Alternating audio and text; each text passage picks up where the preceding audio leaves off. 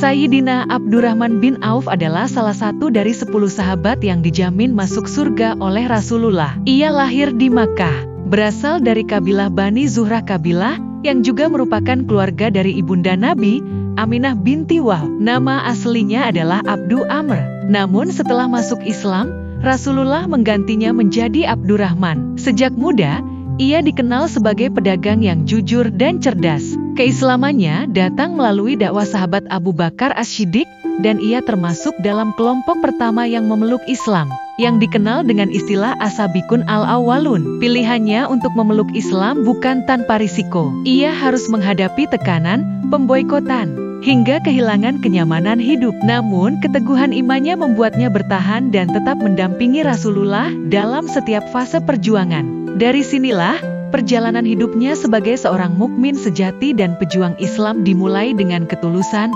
keberanian, dan keikhlasan yang tak tergoyahkan. Ketika tekanan di Makkah semakin meningkat, Rasulullah memerintahkan para sahabat untuk hijrah ke Madinah. Abdurrahman bin Auf termasuk di antara mereka yang lebih memilih meninggalkan seluruh hartanya daripada meninggalkan agamanya. Setibanya di Madinah, ia dipersaudarakan oleh Rasulullah dengan Sa'ad bin Rabi, salah satu sahabat Ansyar yang sangat dermawan. Sa'ad menawarkan separuh hartanya, bahkan salah satu istrinya untuk dinikahi. Namun Abdurrahman dengan penuh hormat menolak, seraya berkata, "Tunjukkan saja di mana pasar berada."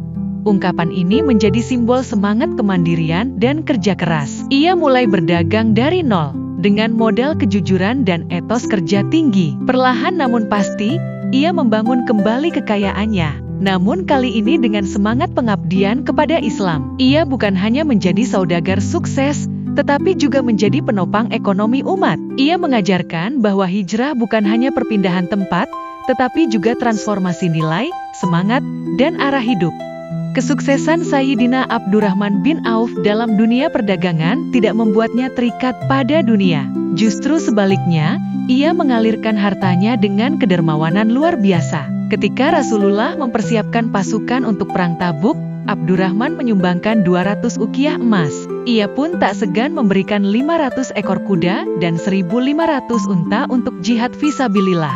Bahkan dalam satu kesempatan, ia menyumbangkan seluruh kafilah dagangnya yang terdiri dari ratusan unta syarat muatan. Kedermawanannya tidak berhenti hanya pada momen-momen besar. Ia secara rutin memberi kepada kaum fakir, janda, anak yatim, dan para mujahid. Rasulullah bersabda, Abdurrahman bin Auf akan masuk surga sambil merangkak, sebagai isyarat betapa berat hisab atas hartanya. Ucapan ini membuat Abdurrahman semakin berhati-hati dan dermawan, menjadikan hartanya sebagai alat untuk mendekatkan diri kepada Allah. Ia membuktikan bahwa harta, jika dikelola dengan niat yang lurus, dapat menjadi sarana menuju surga.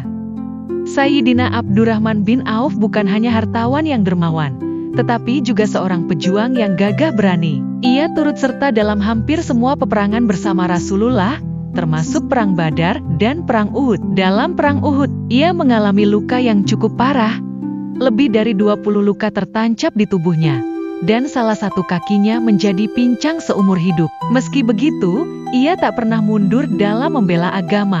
Selain perannya di medan perang, ia juga aktif dalam urusan kenegaraan. Saat Khalifah Umar bin Khattab wafat, ia ditunjuk sebagai anggota Majelis Syura untuk memilih khalifah pengganti. Dalam momen itu, ia menunjukkan sikap netral dan bijak, mengedepankan kemaslahatan umat dibanding kepentingan pribadi. Keputusannya mendukung Utsman bin Affan sebagai khalifah dilakukan dengan musyawarah dan pertimbangan matang. Sosoknya mencerminkan keseimbangan antara kekuatan fisik, kecerdasan berpikir, dan keteguhan hati.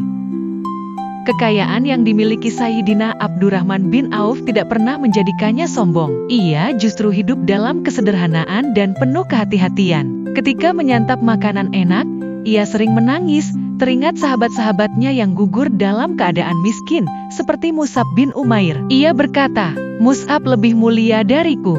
Namun ia wafat hanya dengan selembar kain kafan yang tak cukup menutupi tubuhnya.